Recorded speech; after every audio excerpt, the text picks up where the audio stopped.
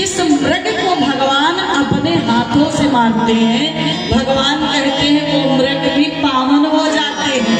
अरे जिसको भगवान अपने हाथ से मारे वो तो सीधे भगवान के धाम जाता है, वो लाख पापी है या पावन है, लेकिन जिसको भगवान छूने लिए उसका भी उद्धार हो गया।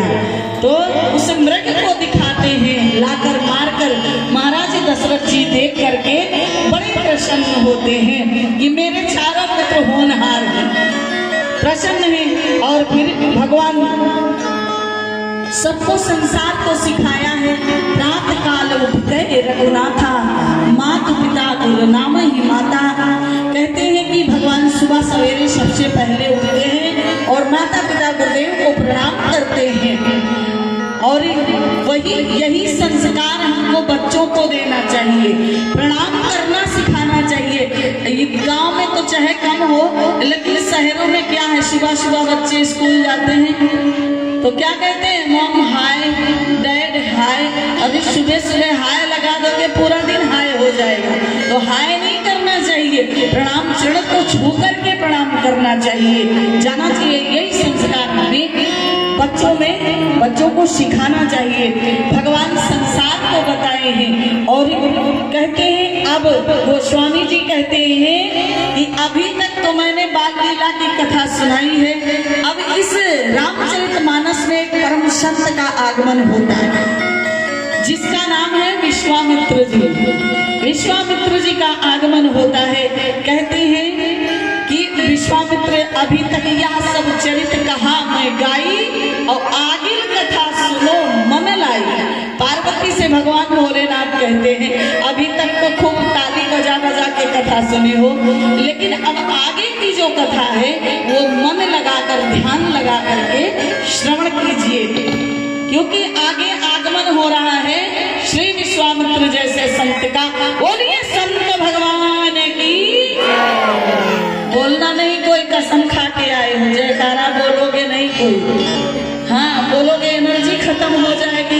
एक पॉइंट एनर्जी खत्म हो गई तो बताइए क्या होगा। यहाँ वाले से काम चला, मैं यहाँ से देखती हूँ कौन बोलता है कौन नहीं बोलता। कुर्सी पा गए हो तो शान आ गई है कि भैया ऐसा नहीं होना चाहिए। बोलिए आनंद कंद भगवान की। हाँ इतना जोर जाएगा। बताइए कल 22 जनवरी है, याद है कि नहीं? जो राम को लाए हैं हम उनको लाएंगे, और सब पर भारी भगवाधारी। अब कम से कम उसका तो लाज रखो। भगवान का कल 1 साल हो जाएगा प्राण प्रतिष्ठा हुए, तो उत्साह जैसे पिछली बार मनाए थे वही तरीके उत्साह होना चाहिए।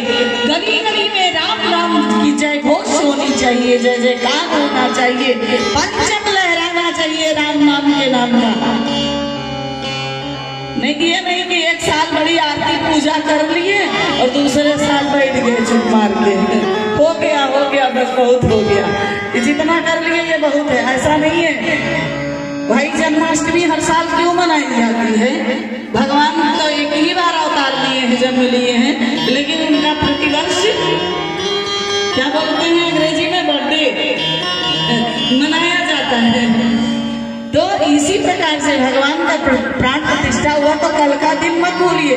पिछली साल 22 जनवरी को कड़कड़ लग रहा था कि राम आएंगे, और घर घर एक ही धुन बज रही थी, मेरी झोपड़ी के भाग आज खुल जाएंगे, राम आएंगे। राम आएंगे तो अंगना सजाएंगे। अब की पता लगे बल्बों बंद किए हैं आंगन में पिछली बार दीपक जलाए सजाएंगे, अब की बल्ब भी बुझा दिए कि अब तो आ ही गए, अब क्या बार बार बुलाए। तो ऐसा नहीं होना चाहिए। बोलिए राजा रामचंद्र भगवान की। हाँ ऐसे जयकारा होना चाहिए। और अब आगे की कथा सुनाते हैं बाबा भोलेनाथ।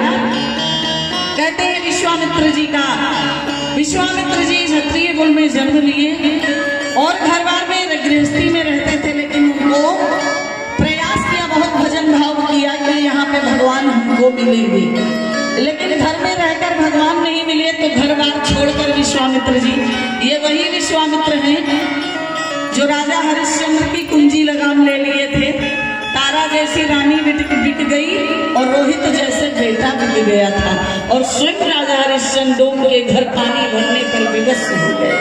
ये समय का चक्र था। ये वही विश्वामित्र जी हैं। आज जब ये विश्वामित्र जी भगवान को पाने के लिए तपस्या करने लगे, घर बार को छोड़कर आए, जंगल में बस गए, जंगल में कुटिया बनाई रहने लगे, और कुटिया बना के जहाँ जब जग जोग मुनि करही अति मारीच सुबाहु डरही, आए जंगल में कुटिया बना करके भगवान को पाने के लिए भजन भाव करने लगे, यज्ञ तप करने लगे। तो वहां पर भगवान नहीं मिले, सबसे पहले राक्षस मिले। तो पहले कठिनाइयों का सामना करना पड़ता है, तब जाके सुख मिलता है। पहले दुख का सामना करोगे तभी सुख मिलेगा, और जब दुख उठाए ही नहीं हो तो सुख क्या जानोगे।